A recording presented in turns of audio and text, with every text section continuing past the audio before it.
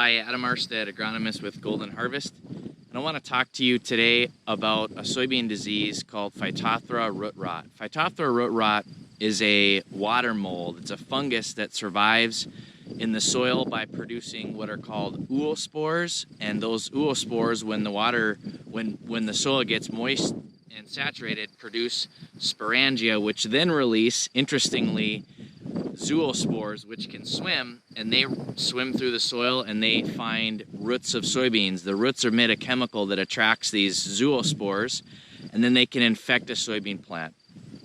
The unique thing about Phytophthora is it can infect from planting all the way through until just about harvest. So it can always take your soybean plants down, and so it's something I want to talk to you about because it's a very important disease, one of the bigger ones we fight.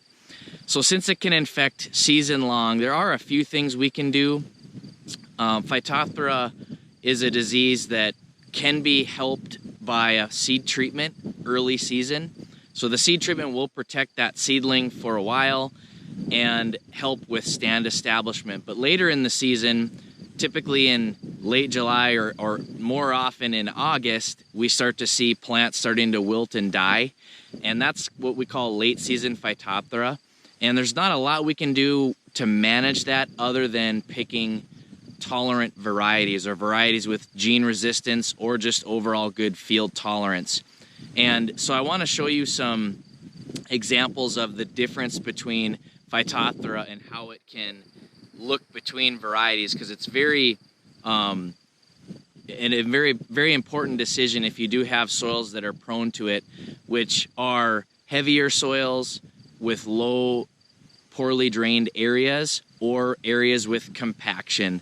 Phytophthora tends to thrive in those types of areas. And so here's just some examples of the soybean plants or soybean varieties. Each row is a different variety in this case, and we're able to evaluate which ones are handling the poorly drained area. And you can see that this variety really took the Phytophthora hard, and the plants are dead, and it's infecting even entire sections of the row that are dead.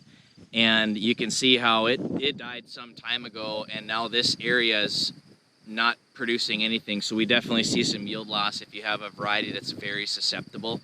So you can see the dead plants here. The other thing I want to show you is an infection that hasn't quite killed the plant, but one thing you can look for and is a symptom of Phytophthora are these dark brown or chocolate colored lesions working their way up from the soil line. And that's one identification for Phytophthora infecting the plant. And it'll start to basically wilt the plant, and eventually the plant will sort of just turn brown, turn yellow and discolored and die. And it'll have kind of a wilty appearance. And then you'll see that the plants will be basically black and dead. And in this case, this row that I showed you earlier is completely dead. And so that's one thing to watch out for in Phytophthora. And once again, as far as management goes, early season can be managed with a fungicide on seed treatment for the early season infection. But later in the year, we have to make sure that we picked the right variety for that particular field. Again, a field that's prone to have saturated low areas with higher clay content tends to promote Phytophthora. Rotation can help a little bit, but the oospores can survive for up to 5 to 10 years, so it's really a disease you never get rid of.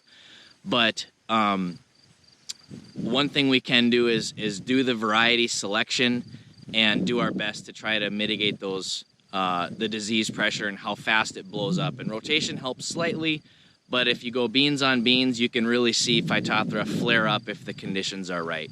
So I wanted to give you a quick overview of Phytophthora and the things we want to do to watch out for it and to manage for it, which is mainly variety selection. Thanks.